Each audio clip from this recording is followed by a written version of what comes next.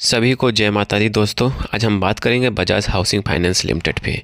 जी हाँ, जिस तरह आपके पास कहीं आपके पोर्टफोलियो में होगा बजाज हाउसिंग फाइनेंस, तो नो डाउट आपका रेड हो रखा होगा 40 से 50%, 30%, 50% के आसपास का पोर्टफोलियो माइनस में होगा, 100% है। जी हाँ, और आपको ये दिमाग में ये भी आ रहा होगा करना क्या है इस स्टॉक में, अब करे तो करे क्या करें, लगातार गिरावट जारी है और कुछ इसमें समझ में नहीं आ रहा। जी हाँ दोस्तों, आज हम इसी मुद्दे पर डिस्कस करेंगे और टॉपिक पे डिस्कस करेंगे, हर पॉसिबिलिटी पे डिस्कस करेंगे बजाज हाउसिंग फाइनेंस में कि कब कहाँ से मोमेंटम और कब तेज़ी बन सकती है।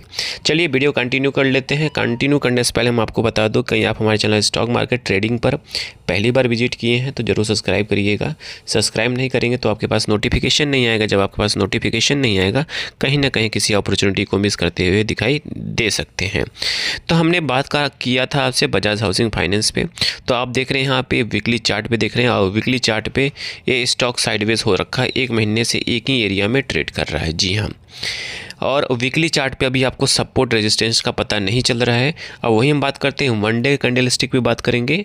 तो वन डे कैंडल स्टिक पे साफ साफ यहाँ पे आप देखेंगे सपोर्ट लेवल पे, स्ट्रॉन्ग सपोर्ट लेवल पे ट्रेड कर रहा है और टच कर चुका है। जी हाँ, और अपने 52 वीक लो पे के आसपास ट्रेड कर रहा है। जी हाँ, जब कभी भी कोई भी स्टॉक अपने 52 वीक लो के आसपास ट्रेड करता है तो नो डाउट वहाँ से फिर से 4 से 5% या 10% तक गिरावट होने की संभावना बढ़ जाती है। जी हाँ, तो अभी यहाँ पे हमें जो लगता है 85 से 80 रुपये तक जाने की संभावना बन सकती है। इसमें तभी मोमेंटम बन सकता है जब इस स्टॉक में या इस कंपनी में या इस सेक्टर में कुछ पॉजिटिव न्यूज़ आए गवर्नमेंट से या कंपनी के साइड से, तभी यहाँ पे मोमेंटम और तेज़ी बन सकती है। एक चीज़ मैं और आप बता दूँ, इसका जो बजाज हाउसिंग फाइनेंस का बिज़नेस है वो बहुत ज़बरदस्त बिज़नेस है।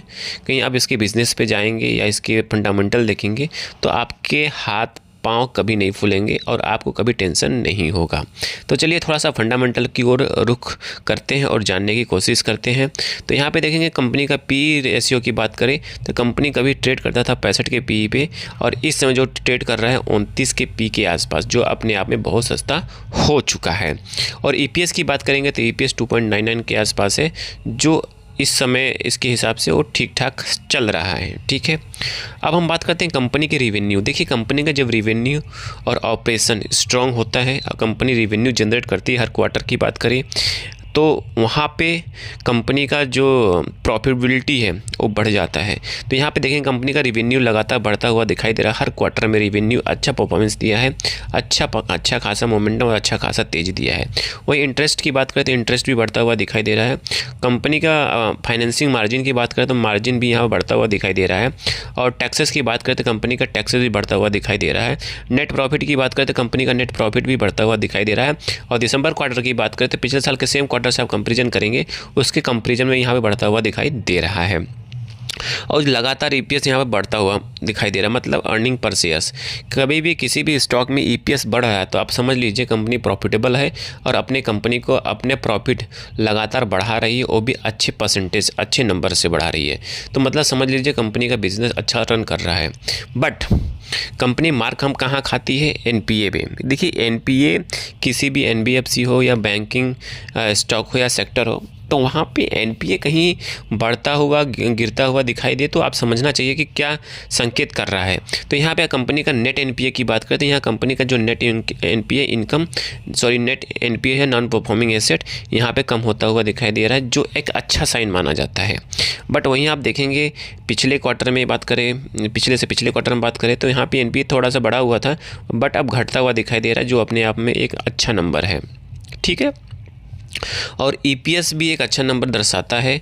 और ग्रॉस एनपीए की बात करें तो ग्रॉस एनपीए यहाँ पे थोड़ा सा कम हुआ, फिर उसके बाद बढ़ता हुआ दिखाई दिया है 1 पॉइंट। ठीक है, तो कहने का मतलब है कि ऑल ओवर की अब कंपनी अपने आप को इम्प्रूवमेंट कर रही है, और कहीं इम्प्रूवमेंट इसी तरह करती रहेगी तो नो डाउट कंपनी के स्टॉक में तेज़ी भी बनेगी और अच्छा पैसा भी कमा के देगी।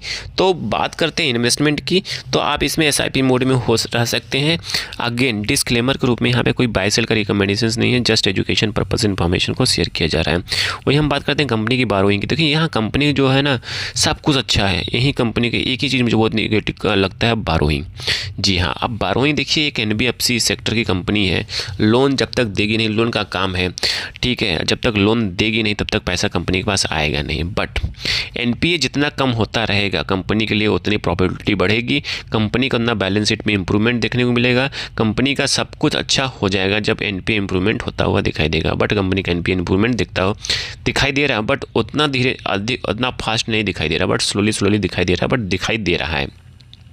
वही रिजर्व की बात करते हैं, कंपनी का रिजर्व है 12,852 करोड़ के आसपास है, ठीक है। और बात करते हैं इन्वेस्टमेंट का, तो कंपनी का इन्वेस्टमेंट 33 के आसपास था, वो कम होके 2129 के आसपास हो गया, ठीक है। और टोटल एसेट में यहाँ पे इजाफा देखने को मिल रहा है। अब हम बात कर लेते हैं प्रमोटर होल्डिंग की, जो अपने आप में अहम रोल निभाती है किसी भी स्टॉक को ऊपर जाने के लिए, और सबसे बड़ा जो रोल होता है प्रमोटर की होती है। तो कंपनी के जो प्रमोटर देख रहे हैं यहाँ पे 88 से घटा के माल 86 कर लिया, अभी तो इसको कम होके आना है, 20 से 22% तक आना है। क्यों? क्योंकि प्रमोटर की होल्डिंग एनबीएफसी बैंकिंग सेक्टर में कम से कम माना जाता है, 20% के नीचे माना जाता है। तो तब कंपनी कब काटेगी? जब कंपनी, क्योंकि इनका डेडलाइन होता है, ठीक है, जब कंपनी न्यू लिस्टेड होती है, फिर उसके बाद कंपनी का डेडलाइन होता है कि कंपनी कितने दिन तक अपने प्रमोटर होल्डिंग को धीरे धीरे डिसॉल्व करेगा, कम करेगा, तो उसकी भी डेडलाइन होती है। देखते हैं कि कब तक कम होता है। तो कंपनी कब काटती है? जब कंपनी का स्टॉक्स अच्छे लेवल पर ट्रेड करता हो, अच्छे लेवल प्राइस पर ट्रेड करेगा, तभी डिसॉल्व करेगा, घाटे में तो करेगा नहीं। और एफआईएस की बात करें, यहाँ पे देखिए कंपनी का एफआईएस के 91 से बढ़ के 94 हो गया। और डीआईएस भी देखेंगे, यहाँ पे डीआईएस अपना लगातार माल बढ़ाता हुआ दिखाई दे रहा है। और पब्लिक की बात करें तो लास्ट में पब्लिक ही बचता है जिसके पास वो शेयर होता है, ठीक है। फिर हम बात करते हैं कंपनी का जो आरओसी आरओई की बात करें, ठीक है, एनबीएफसी सेक्टर की कंपनी है, तो आरओसी आरओई भी अपने आप में ज़बरदस्त वाला है। और डेट ऑफ इक्विटी यही नंबर ख़राब कर रहा है। डेट ऑफ इक्विटी पूरे फंडामेंटल में देखेंगे, डेट ऑफ इक्विटी जो नंबर को ख़राब कर रहा है, कहीं इम्प्रूवमेंट हो गया और देखने को आने वाले टाइम में इम्प्रूवमेंट होता है, तो नो डाउट आने वाले टाइम में ये स्टॉक अच्छा परफॉर्म कर सकता है। तो ऑल ओवर आपने देखा कंपनी ने अच्छा परफॉर्म किया, अच्छा सब कुछ आपने समझा इसमें। तो जो भी आपको डिसीजन लेना है इसमें बाई सेल का अपने ऊपर लेंगे, क्योंकि यहाँ पे कोई भी बाई सेल का रिकमेंडेशंस नहीं है। अब देखते हैं कंपनी का जो मेन है प्रॉफिट। जी हाँ, प्रॉफिट ग्रोथ की बात करें तो यहाँ पे कंपनी देखेंगे, company has deliver good profit 38.7% CAGR से कर रहा है लास्ट 5 साल में, अच्छा मेंटेन कर रखा है। तो इसी बेस पे कहीं आप देखेंगे तो कंपनी का इसमें वैल्यूएशंस वाइज भी देखेंगे थोड़ा सस्ता हुआ दिखाई दे रहा है।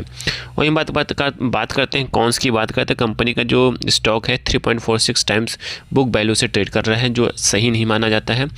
थ्रू आउट देखा जाए कंपनी के रिपोर्टिंग रिपीटेड प्रॉफिट के not paying out of dividend, company अच्छा प्रॉफिट गेन कर रही है बट डिविडेंड पे आउट नहीं कर रही है। क्यों नहीं कर रही है?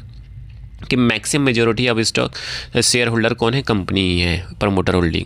Company has low interest coverage दे रही है, कंपनी माइट भी कैपिटलाइजेशन इंटरेस्ट कॉस्ट, ठीक है। तो यहाँ पे लो इंटरेस्ट कवरेज रेशियो है, कंपनी माइट भी capitalization of the interest cost बढ़ रही है। इंटरेस्ट कॉस्ट कहीं कम कब होगी? कम जब कंपनी के पास लोन वाला अमाउंट कम होगा, ठीक है, बोरोइंग कम होगा, तो ये ऑटोमेटिक घटता हुआ दिखाई दे सकता है। तो यहाँ पे आपने देखा इस स्टॉक में कि कहाँ पे सबसे बड़ी जो कमियाँ है इस स्टॉक में, वो है आपका, समराइज़ किया जाए तो वो है आपका लोन। कंपनी का सब जो नंबर गड़बड़ा रहा है, जो नंबर ख़राब कर रहा है, वो लोन ख़राब कर रहा है। कहीं वहाँ पे इम्प्रूवमेंट होगा तो नो डाउट कंपनी के इस स्टॉक्स में आने वाले टाइम में अच्छा खासा तेज़ी और अच्छा खासा अपने शेयर होल्डर को मुनाफा दे सकता है। आई थिंक सारी इन्फॉर्मेशन आपको समझ में आ चुकी होगी। समझ में आ चुकी प्लीज़ लाइक एंड सब्सक्राइब करिएगा, दोस्तों के साथ जरूर शेयर करिएगा। Thank you for watching this video.